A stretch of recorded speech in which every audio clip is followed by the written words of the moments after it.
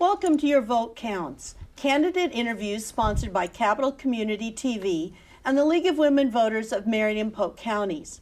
My name is Bernadine Anderson, and I am a member of the League of Women Voters, a nonpartisan political organization that works to educate ourselves and the public about government issues and civic responsibilities. In this program, we will present the candidates for the Legislative House District 19. They are alphabetically Denise Bowles and Mike Ellison. Our format for this program is as follows. Each candidate has 3 minutes to give an opening statement outlining their background, qualifications, and top priorities if elected. Following that, each candidate will be given 1.5 minutes to answer questions that have been prepared by the League of Women Voters on current issues. The candidates were not given these questions ahead of time. At the end, the candidates will have 2 minutes to make a closing statement in which to state the legacy they would like to leave if elected to that office. Seating was not designated, and question-response order will rotate. We will begin with Ms. Bowles as candidate A for her opening remarks. Great. Ms. Bowles. Thank you very much, and thank you for having me here today. I really appreciate the League putting this together for the voters in our community. I just wanted to share a little bit about myself. I love this community. I have lived here most of my life. In fact, ironically, I live in the house that I grew up in. I wasn't expecting that, but it's brought a lot of heritage to me and my family, and I appreciate that. All 3 of our kids, Maggie, Michael, and Anna, have graduated from Salem Public Schools, from Sprague High School, which is also the alma mater of my husband and I. We did not meet until almost 10 years after his graduation, so it's kind of a small town story about our relationship. But once we met actually in graduate school. So I went to Seattle Pacific University and got my bachelor's degree in political science and sociology. And then I left to see the world and met my husband a little bit later in grad school, and we moved back 23 years ago to raise our family because, as it turns out, Salem is a great place to raise a family, and we really have been blessed being here. We have spent together many years supporting our community, Boys and Girls Club, coaching, Greater Salem Young Life. I've been really privileged to work for the last several years for Salem Health, and I do community relations for them. And it gives me a great opportunity to be able to be in the community and bringing nonprofit organizations together and healthcare issues and diving into things such as suicide prevention and homeless sheltering and just a lot of things that help our community.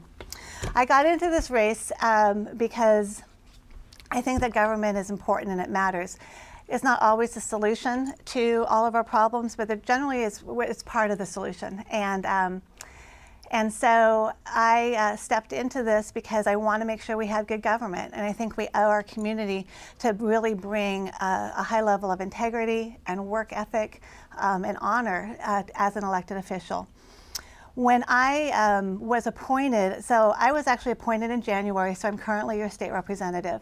And I actually was appointed 4 years earlier for a brief amount of time. And it was really that experience that showed me how government can really benefit our community and led me to think, oh, maybe someday I'll run for office. And during my previous appointment, I introduced a piece of legislation that changed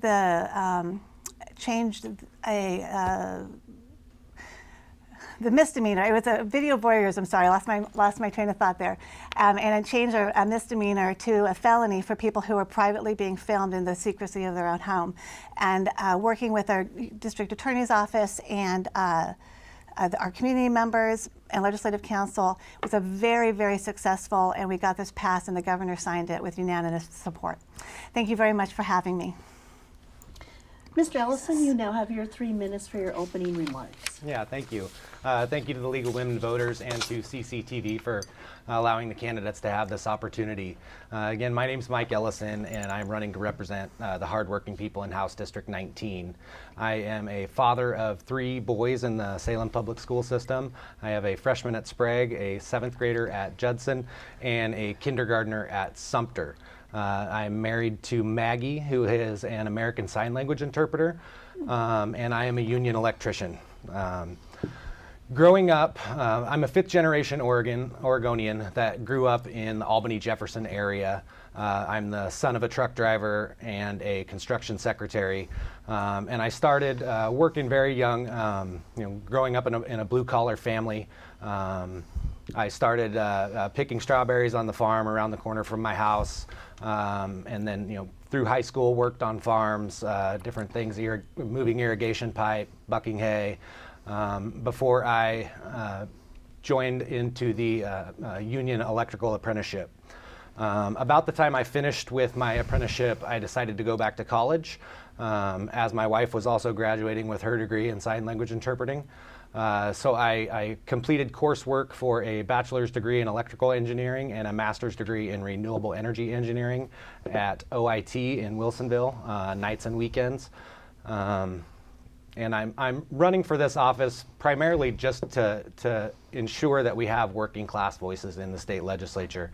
I think that's something that we lack not only in Oregon but across the country.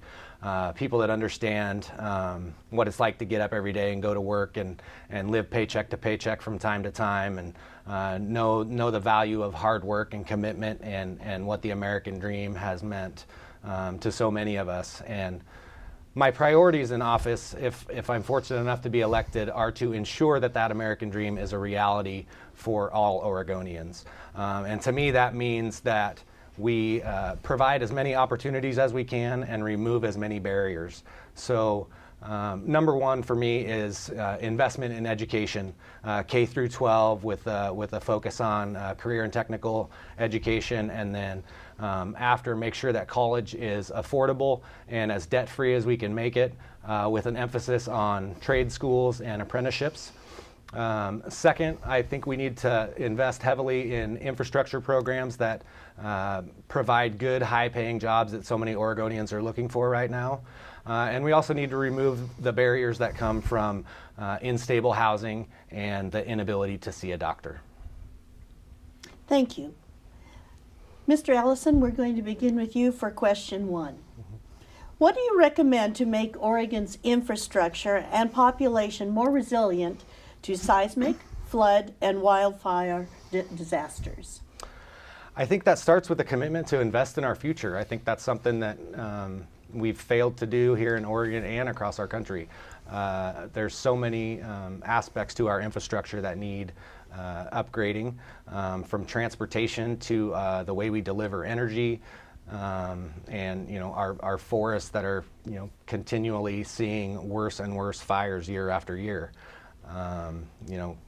There's several things we can do as far as our infrastructure package that'll move us towards a clean, green economy that, as I said before, will provide very high-paying jobs for a lot of Oregonians if that's the focus that we decide to take, which in my opinion is absolutely crucial. And then through that, we're addressing some of the issues that are making our wildfire seasons longer and worse. Ms. Bowles, the same question. Could you read it again? Certainly. What do you recommend to make Oregon's infrastructure and population more resilient to seismic, flood, and wildfire disasters? Well, I think recently here in Salem, in our community in House District 19, we had a trial run on a disaster situation where we had the water, our water source was contaminated. And I think we learned a lot of good things from that experience, and thankfully it was a lower level crisis that we could learn because there were some real problems. So I would say one of the key things when we're dealing with a natural disaster is make sure we have a good communication team, make sure all the governments know how to work with one another and communicate effectively and appropriately with one another, and always keeping the goal of keeping our citizens safe. And so that also not just safe, but that they're communicated with, knowing exactly who's in charge and what's happening. And I think that, after an initial kind of rocky beginning, our communities, our city of Salem and Marion County got on the same team, and the governor's office, and we just all started working together. The second thing is just, again, is investing in infrastructure, and also investing in training for citizens. You know, there's a lot of CERT training going on throughout our community that's very valuable, and I think as people, we need to realize that we need to be able to take care of ourselves and our neighbors. And I think if you can really approach things from a multi-level government approach with, you have citizens, you have local government, and you have state government, you really can have success in a crisis. Thank you. Question 2 comes back to you. After several years with the coordinated care model for the Oregon Health Plan, what is your opinion of its implementation, and would you propose any changes statewide? Well, great question. There is definitely a statewide conversation going on with the CCO 2.0 and how that is affecting the delivery of services to our community. I think the coordinated care first step was important, and we are looking at, and it's forcing communities to kind of look at the broader health system together. I think that I know one of the problems we've had here in Marion County is prescription drug costs, and how that has been hard for doctors and patients to really be able to track. So I think more transparency with prescription drug costs when you're getting the prescription at the beginning, trying to coordinate with insurance companies as well, and making sure that your hospital, your providers, and others are on, and patients are on the same page. One of the problems I think we're having in healthcare is just the lack of availability of providers. And I know that there's been a lot of effort being put in here in Marion County to make sure that we have providers available for all of the people that we're needing to be served. So the CCO 2.0, it is definitely something we're going to be looking at in the legislative session, and I'm looking closely, because I understand the costs that are affecting people, and I think that it's very important that people have health care. Thank you. Mr. Ellison, same question. So first off, I believe that that healthcare should be offered as a public service and should be considered a human right. I don't think there's any reason why Oregon can't continue to expand its coverage and make sure that everybody in the state is allowed to see a doctor when they need to. I think we have models around the world really that show that it is possible to provide high quality care to everyone for less cost and receive better results. And so I think we need to start looking at models, not just around the country, but around the world that show, how do we, put some analysis into these and figure out how are we falling behind in terms of healthcare outcomes and cost per patient, and figure out how we can implement, some more effective and efficient measures. Thank you. Question 3. Do you think, and this goes to you first, Mr. Ellison, do you think that the balance between individual and corporate taxes is appropriate? And would you please relate this to your vision of what an ideal Oregon tax structure would look like? So very simply, no, I do not think the balance between what corporations and individuals pay in this state. I think it's, year after year, we're piling more and more tax burden onto middle-class families and small business owners, and it's a shame that we can't come up with a better structure to make those who are seeing the most success in our state pay their fair share.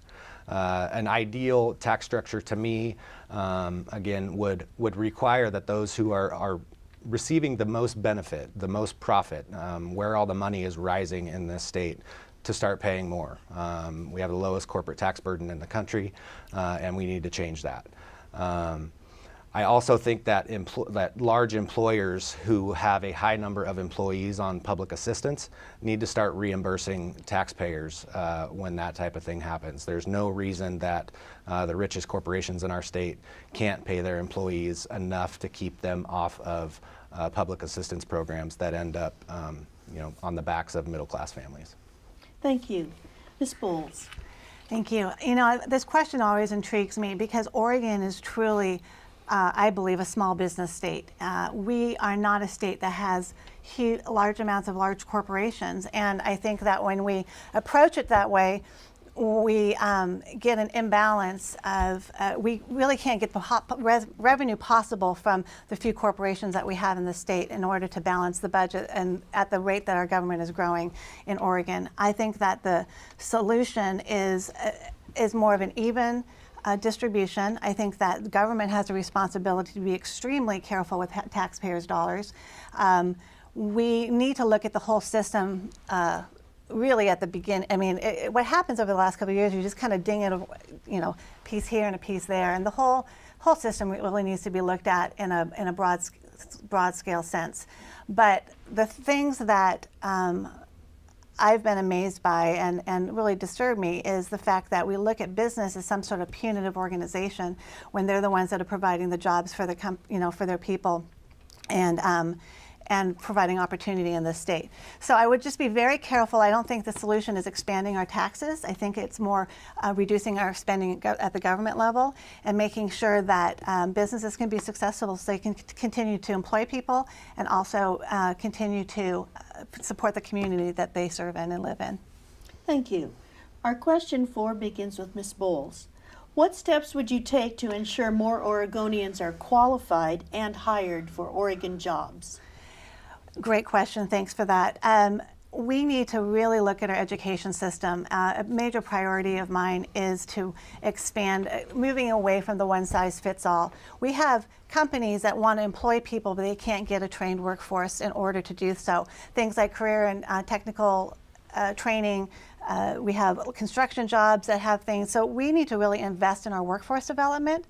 I think there are jobs available. Our economy is doing well, and people are feeling, excited. But working with our public school systems, our community colleges, and our union organizations and our trades, in order to really give people the tools they need to be successful and make a great living wage.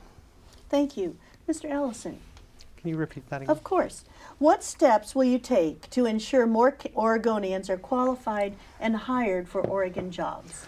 It all starts with just making a commitment to invest in our education system. I have 3 kids going through right now, and I see that their teachers are incredibly burdened with large class sizes and limited amounts of quality classroom time for which to deliver their message. So I think we start there, and we start young by improving our educational outcomes. And then we also put a heavy focus on career and technical education and making college more affordable.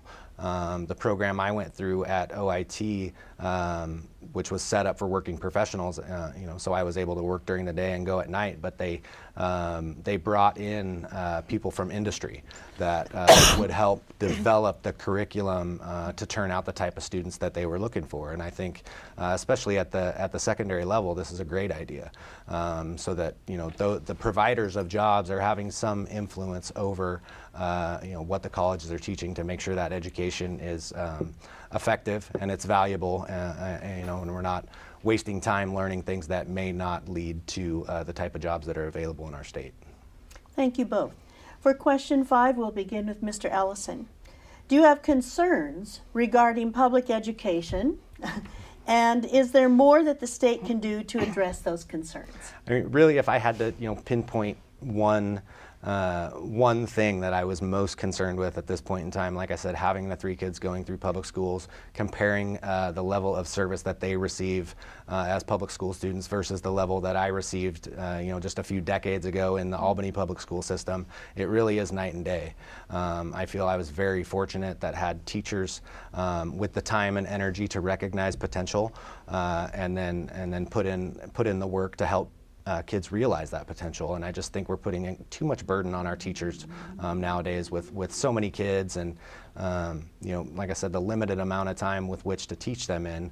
And so I think it's a moral responsibility of our state to really focus on investing in education, hiring more teachers, lowering class sizes, and really focus again on the student. And individual methods of learning. Kids aren't all created equal. They all learn differently, and that's how we need to approach it. Ms. Bowles. raising 3 kids in the school system, as most parents know, your kids are very different from one another. And I would really support, again, moving away from a one-size-fits-all model, being more innovative. I think Mr. Ellison and I do agree a lot on career and technical education and investing in our infrastructure and our future. I think our teachers are being asked to do far too much with far too little.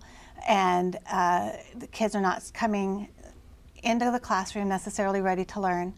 I spent the summer on the governor's children's cabinet really looking at early education opportunities and how do we expand that and really get a preschool program that is strong so that they show up in kindergarten ready to learn and ready to move forward. And I know that will have some effect on our graduation rates.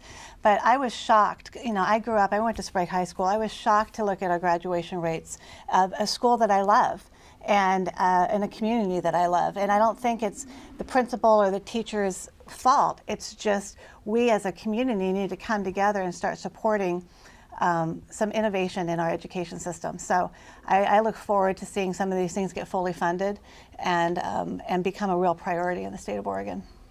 Thank you. We're going to take one more question, but on this question we're going to give you just a minute for a response. So the question goes to Ms. Bowles. Traffic congestion is an increasing problem in Oregon metropolitan areas. What measures to address this issue have you considered?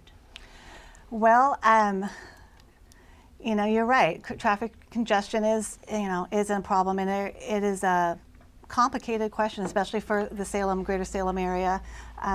We have an investment that's being made in our public transportation system that hopefully will help that, encouraging people to be able to use it and using bikes. But I live out in the country. I can't carpool 3 kids on the back of my bike. So, helping people make smart decisions and looking at things and, carpooling when necessary. So I think there's some things we can do to try to incentivize some car sharing and being a little bit less on the road. Okay, thank you. Mr. Ellison, what do you think?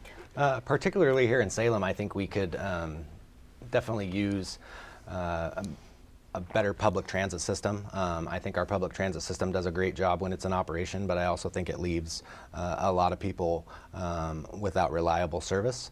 I also think that we, on a very broad scale, when we're setting up our city development and our planning, that we're making sure that people are able to live and work and play in the same areas, so that people, more people would have the ability to walk or bike to work. And also, as we move away from, gas-powered vehicles, ensuring that, autonomous vehicles are available and that, electric vehicles are more available. And as we move towards autonomous, making sure that, those are safe, but also could provide towards some traffic relief. Thank you. This time we're going to ask our candidates to make their closing remarks, and we will begin with Mr. Ellison. Again, my name is Mike Ellison, and I'm running to represent House District 19. I'm a proud union electrician. I've been a member of IBEW Local 280 since 1996. I still work full-time for Northside Electric here in Salem. I'm a proud father, and I'm a proud husband. And I'm really running, like I said, to just be a working class voice in the Oregon State Legislature, something that I think we need more of if we're going to provide an economy that works for everybody. And so if I had to state what legacy I would hope to leave if I'm able to serve, it's just that when we commit to hard work and putting in the time and committing to what we believe in, that good things can happen. And so as your representative, if you give me that opportunity, I promise that working class families and small business owners and just the rest of the people in my community will always have somewhere they can go, whose ideas will always be wanted and welcome, and just a true representative for the people in this House district, and just setting ourselves up for the future and making sure that our kids really have things to look forward to growing up, and we're not just continually placing burdens that they're going to have to face for generations to come. Thank you. Ms. Bowles. Thank you. I'm Denise Bowles, and I'm also running for House District 19.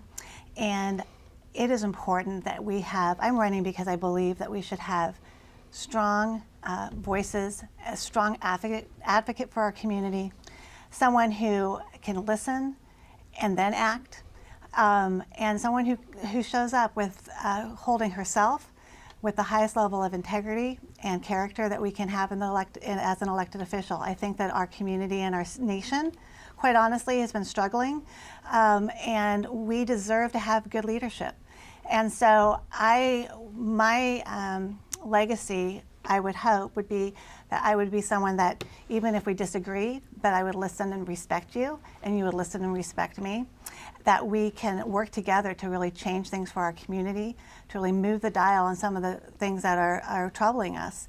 I think that there's a lot of opportunity that we're missing, and I want to create a world and a community that my children are proud to be a part of and ready to contribute to. So, it has been a huge honor for me to serve in the capacity that I'm serving, and I will really dedicate to continue that communication and that listening and the advocacy that I bring to really all areas of my life and that I've done for most of my life. So thank you so much for your time and for listening, and if you have any questions for me, I am always available to have a chat. We'd like to thank our candidates and thank Capital Community TV for this opportunity. This is all the time we have. You've been watching Your Vote Counts, a candidate interview for Legislative House District 19 with candidates Ms. Denise Bowles and Mr. Mike Ellison. We hope you will watch our other candidate forums and interviews, and please see the CCTV website for this schedule. These forums are a public service to voters to become more acquainted with candidates who hope to lead our city, county, and state governments in the coming years. The last day to register to vote or make changes to your registration is October 16th. Ballots will begin to be mailed out about October 17th and should be returned by November 6th at 8 p.m. Remember, postmarks do not count. We urge you to make democracy work and be a voter. This is Bernadine Anderson for the League of Women Voters and CCTV, thanking you for watching Your Vote Counts.